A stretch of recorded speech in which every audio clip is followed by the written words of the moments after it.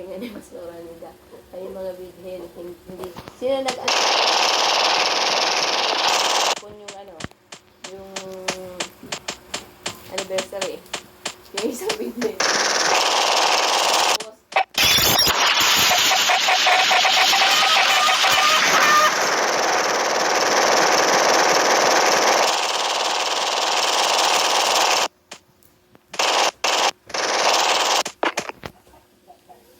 Sabi niya, iyan din niya sa pagkain na, baka doon tayo matisod.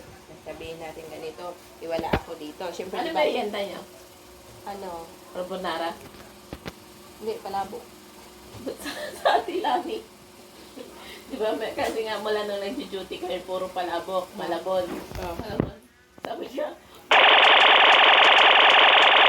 ang ano daw doon, tapos tayo malabon. Wala ko na lang saan sa malabon. Sabi niya, siguro nga win sila. Kasi malapit sila kay Lord. Kaya pinagbigyan sila ng carbonara. Hindi, malabon. Tabi sa loob. Para-parehas. Sa kanya. Baka lang kwento ng sa kanya, carbonara pero malabon. Malabon. Pero may bihon eh. Baka iba carbonara. Baka nga. Kasi sa baba kami kumuha ni ng Janet.